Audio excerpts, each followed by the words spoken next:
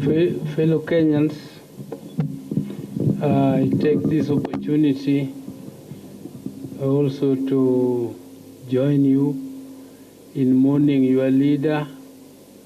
We are mourning and also celebrating the life of a great leader. As I had told you before, I informed you that he was well and kicking about, and he will soon be back to the country. That was not a lie, it was the truth. He was very well until last night. I spoke to him. He was vibrant, up and kicking. It is only unfortunate this morning that he suffered shock, which is suspected after the postmortem to be heart attack. But we are not just mourning, we are also celebrating the life of our great leader. I don't have strength to speak much now. What the DP has said is what we have discussed and agreed, and I am only praying that our people at this moment behave in a dignified manner. Let us give my brother the dignified burial and send off that he deserved, and I hope there will be peace during this time and reflection on his life. So I thank everybody. I don't have to say much more. Thank you very much. I apologize, I left out the name of one committee member, the Cabinet Secretary for Roads and Transport, David Sichir, who is here, is also a member of this committee representing the Cabinet. Thank you very much. Have a good evening.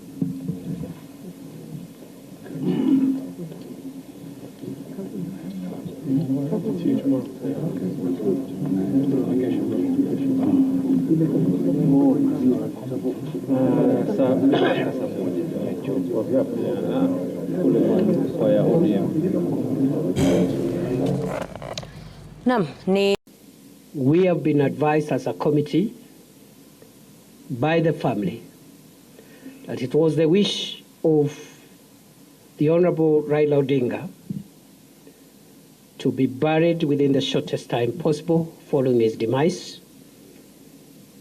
And the family has informed this committee that that timeline is 72 hours. Ndio huyo naibu. Fellow Kenyans, good evening. I think we are all in a state of disorientation. Good evening. I take this opportunity to welcome you to this press briefing by the National Committee on the State Funeral of the Right Honorable Prime Minister Raila Odinga. Fellow Kenyans, as you're aware, today His Excellency President William Ruto made a presidential proclamation announcing the passing on of the former Prime Minister of Kenya and leader of ODM, the Honorable Raila Odinga. The President announced a number of decisions arising out of earlier meetings which were convened during the day, first with the family of our departed leader, later on with the National Security Council and the Cabinet. After deliberations and consultations, it has been directed that a national committee on the state funeral of the Right Honorable Prime Minister Raila Odinga be established. It is also important to reiterate that the government of Kenya has decided to give the Honorable Raila Odinga a state funeral and that is why this committee has been established. The committee will be co-chaired by the Deputy President and the Honorable Senator Dr. Oburu Oginga, the elder brother of our departed leader. The other members of this committee from the Cabinet: CS Wycliffe Oparanya, CS for Cooperatives and MSMEs. CS Soipan Tuya, CS for Defense. CS Eden Duale, CS for Health. And the Attorney General, Dorcas Oduor. From the family, besides the co-chair person, Senator Oburu, Dr. Wenwa Akinyi Oginga, William Ojonyo, Elijah Oburu, and Joe Ager, Doctor. From the ODM party, Professor Anyang' Nyong'o, the Governor of Kisumu County, Governor Gladys Wanga, who is also the National Chairperson of ODM, Governor James Orengo of Siaya, Governor Abdulswamad Sharif Nasir of Mombasa, and Governor Simba Arati of Kisii. From the Senate, Minority Leader Senator Justice Stewart Mazayo and Senator Godfrey Otsotsi. From the National Assembly, the Minority Whip Junet Mohammed, Minority Leader and former Minority Whip Junet Mohammed, the current Minority Whip Millie Odhiambo, Dr. James Nyikal, Dr. Otiende Amolo, and Dr. Lillian Gogo. The Secretary of National Administration, Dr. Raymond Omolo.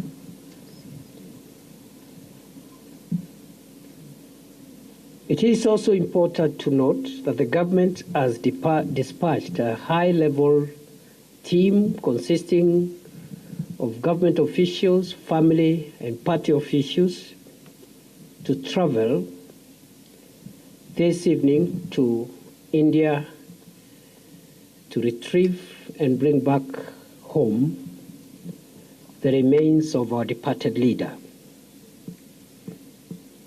That team already has been announced by the President. It is led by the Prime Cabinet Secretary Musalia Mudavadi. It has members of the Cabinet. It has members of the party, governors, and other senior officials and family members. And therefore, what has been decided is to share responsibilities. So some of you may be asking why so and so not part of this. So we have shared responsibilities. Some are helping us to go and do that important task, and the others have been left behind to speed up the arrangements for the next steps.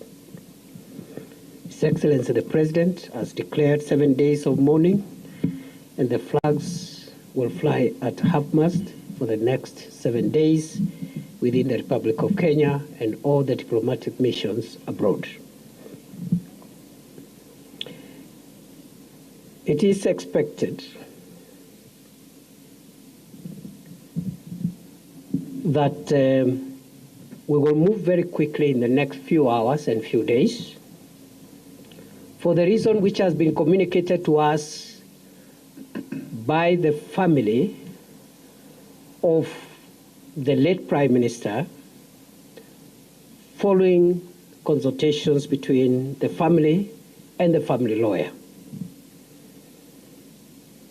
We have been advised as a committee by the family that it was the wish of the Honorable Raila Odinga to be buried within the shortest time possible following his demise.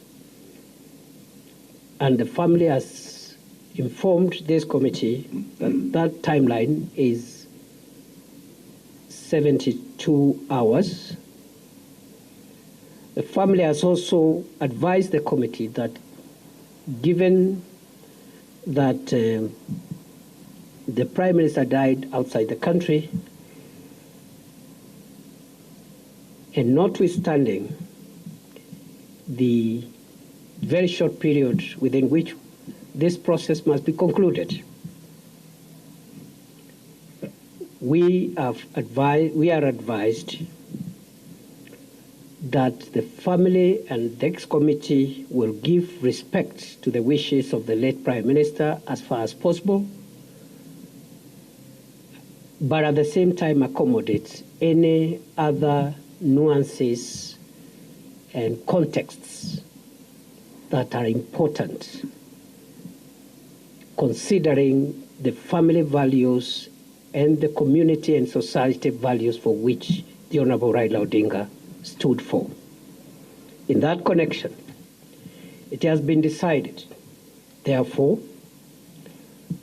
we will have an expedited process that balances the wishes of the departed Prime Minister, the wishes of his family, but also the community and other imperatives that must be taken into context. In that regard, it is expected that the aircraft that has left Nairobi a few hours ago will make touchdown in Mumbai at 1 a.m. local time. Will have a ground time of 2 hours and make a turnaround to arrive in Nairobi approximately 8:30 a.m. tomorrow morning. Upon arrival, the body will be received at the airport by His Excellency the President, members of the family, and other officials, escorted to Lee Funeral Home, and at 12 o'clock, the body will be moved to